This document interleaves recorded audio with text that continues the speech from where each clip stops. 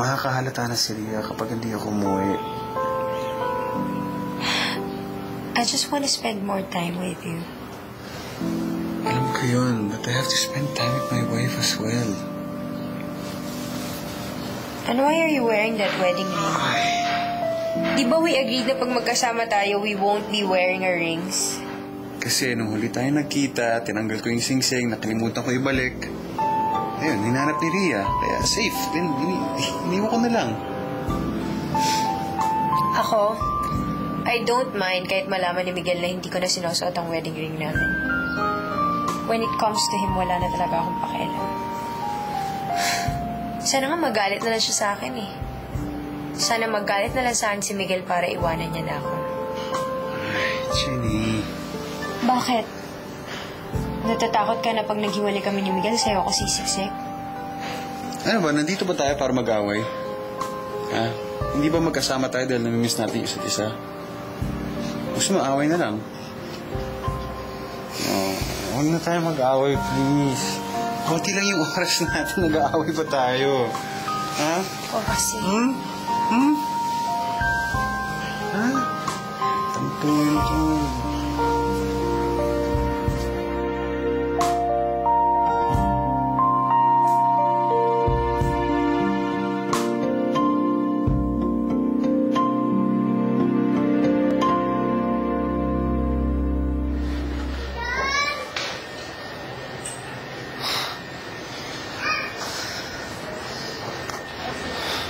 Salunan na naman si Miguel. He's really such a loser. Walang sariling bait. He's so pathetic.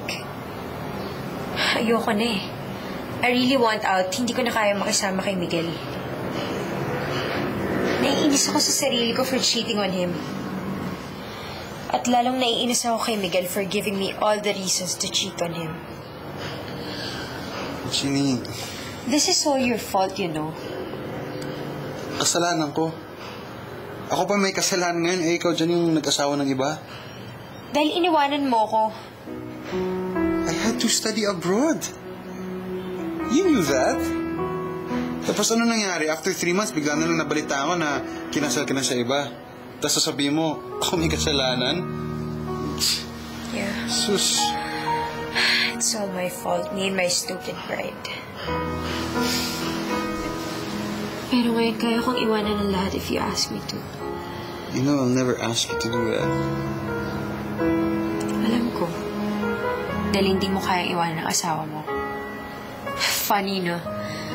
Una kang naging akin, pero ngayon akong kirida. You knew from the start how much I love Rhea. I can't leave her. I won't leave her. Diba? Nag-agree tayo that this is all for fun, good times. Ngayon, kung ayaw mo na maging mistress ko, pwede na natin tigil to. Huwag. Okay lang saan ganitong setup.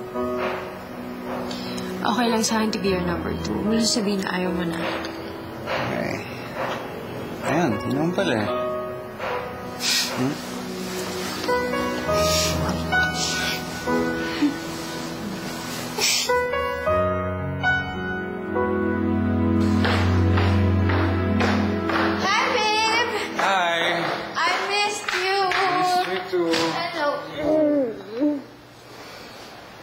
Kamusta biyahe?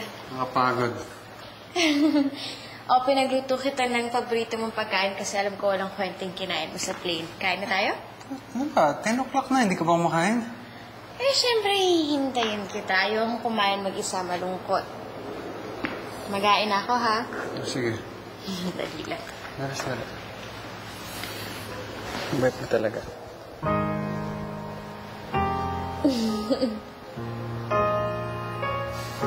Miss na miss mo ako, ha? Sobra. Dali lang.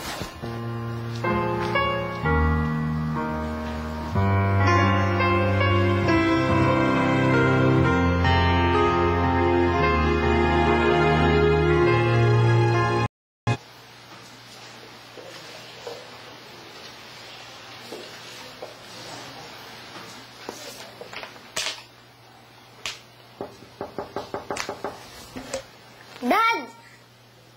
Dad! Tignan mo.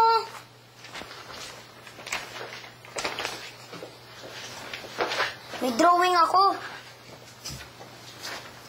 Ito ako. Ito ikaw. Tsaka ito si Mami. Nagluluto ng merienda para sa atin. Dad, kamusta na nga pala yung deal mo? Kailan natin bibilin yung bahay? Tsaka kailan tayo lilipat? Dad, ano nangyari? Hindi ba nagustuhan ni Mr. Gomez ang presyo? Nagustuhan. Eh ano hindi niya nagustuhan? Yung produkto? Nagustuhan din. Eh bakit no deal? Kasi may babaeng nagja-jogging na nagustuhan ni Mr. Gomez. Gusto niya, yayain ko magkape. Yun lang. Yun lang, hindi ko pa nagawa. Dad, okay lang po yun. Saka hindi lang naman si Mr. Gomez na nangangailangan ng heavy equipment eh. Mahal pa namang iba. Makukuha din natin yung dream house natin.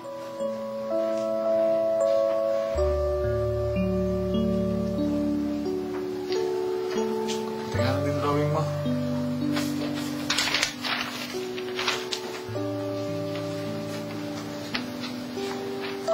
Ganda.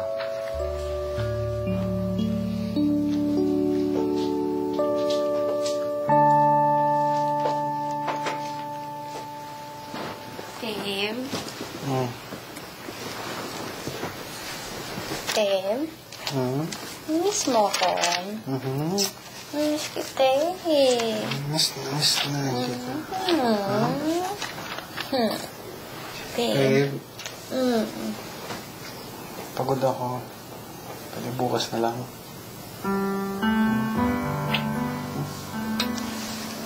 Miss lang naman kita eh.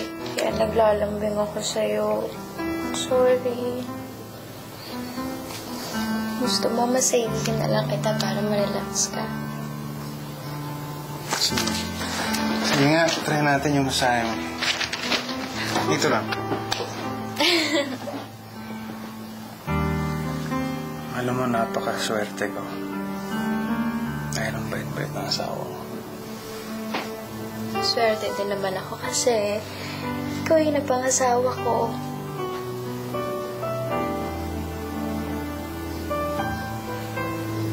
Isahin na?